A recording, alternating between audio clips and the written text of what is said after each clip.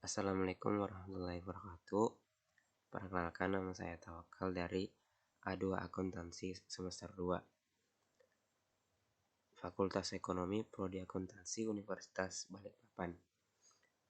Video ini dibuat untuk memenuhi ujian tengah semester Bahasa Indonesia, di mana saya akan memaparkan materi pertemuan keempat, yaitu ragam bahasa Indonesia.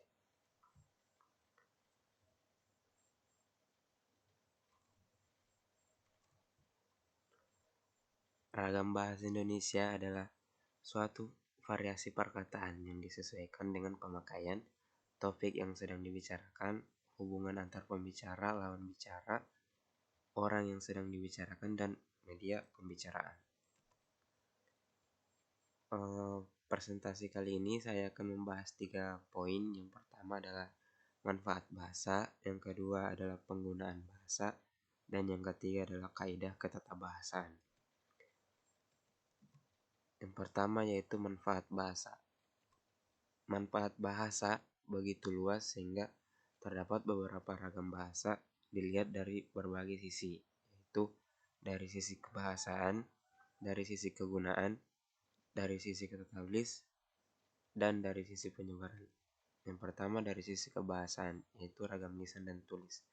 Ragam bahasa lisan adalah ragam bahasa yang diujarkan oleh pemakai bahasa, atau si pembicara disebut komunikator, si pendengar disebut komunikan. Sedangkan ragam bahasa tulis adalah ragam bahasa yang ditulis atau dicetak. Si penulis disebut komunikator dan si pembaca disebut komunikan. Yang kedua adalah dari sisi kegunaan atau ragam formal dan non-formal.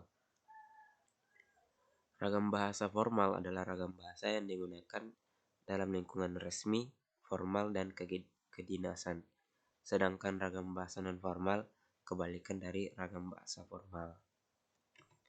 Yang ketiga adalah dari sisi tata tulis, yaitu ragam baku dan tidak baku.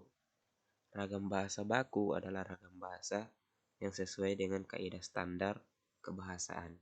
Sedangkan ragam bahasa tidak baku merupakan kebalikan dari ragam bahasa baku. Yang keempat yaitu dari sisi penyebaran, ragam sosial dan fungsional.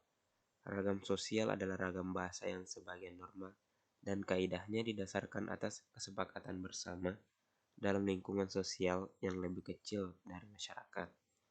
Sedangkan ragam fungsional adalah ragam bahasa yang digunakan dalam struktur profesi atau kedinasan. Selanjutnya di poin kedua adalah penggunaan bahasa.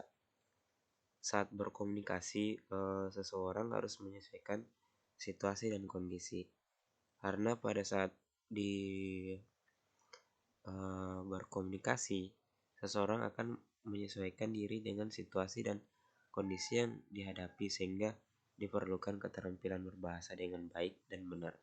Meskipun berada dalam situasi dan kondisi yang beragam, namun berbahasa diusahakan agar menjadi sesuatu yang menyenangkan diri sendiri maupun orang lain.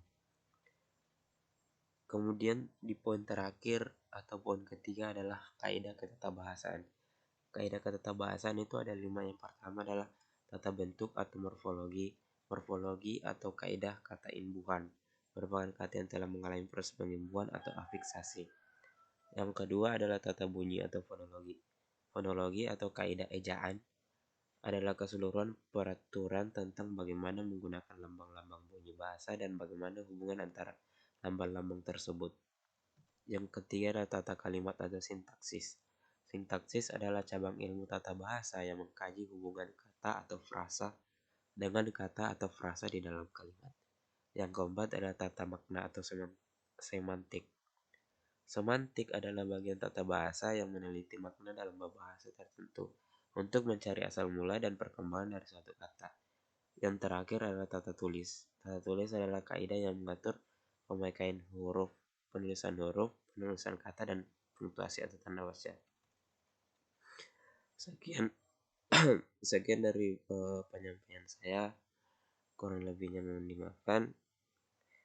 Untuk teman-teman, mari kita melestarikan budaya bahasa Indonesia agar bahasa kita lebih dikenal oleh masyarakat luas maupun dari uh, masyarakat asing. Presentasi saya tutup. Terima kasih. Assalamualaikum warahmatullahi wabarakatuh.